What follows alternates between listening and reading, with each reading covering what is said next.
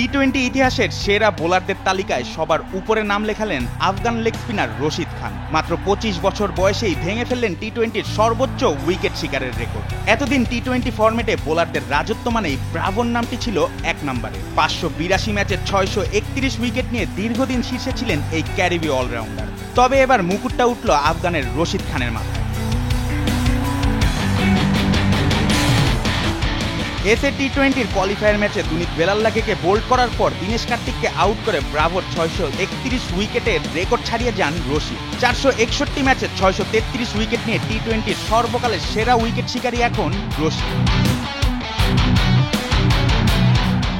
Record করার পর নিজের অফিসিয়াল ফেসবুক পেজে রশিদ লেখেন, ঈশ্বরকে ধন্যবাদ যে ক্রিকেটে আরও একটি অর্জন রেকর্ড করতে পারলাম। আমি খুশি যে বিশ্বের প্রথম বোলার হলাম যে টি-20 ম্যাচে ৬৩৩ উইকেট নিয়েছে। আপনাদের দোয়া এবং সমর্থনের জন্য সবাইকে অনেক ধন্যবাদ।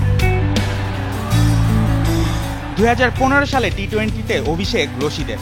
এরপর থেকেই দাপিয়ে বেড়াচ্ছেন বিশ্বজুড়ে। আইপিএল, বিপিএল, বিগ ব্যাশ, এসএ-20 কোথায় নেই রশিদের নাম। আইপিএলে সবচেয়ে বেশি ১৪৯ উইকেট শিকারীর নাম রশিদ। শুধু তাই নয়, ২০১৮ সালে টি-20-তে এক ক্যালেন্ডার ইয়ারে সর্বোচ্চ ৯৬ উইকেট শিকার করেছিলেন তিনি। সেই রেকর্ড আজও অক্ষুণ্ণ। ভেঙেছিলেন ব্রাভোর ২০১৬ সালে করা ৮৭ উইকেটের রেকর্ডও। টি-20 ক্রিকেটে রশিদ খানের পরেই আছেন ব্রাভো। তাদের পরে আছেন সুনীল নারাইন, ইমরান তাহির এবং বাংলাদেশি একমাত্র প্রতিনিধি সাকিব আল হাসান। সাকিব ৪৪৪ ম্যাচে ৪৯২ উইকেট নিয়ে আছেন পঞ্চম স্থানে।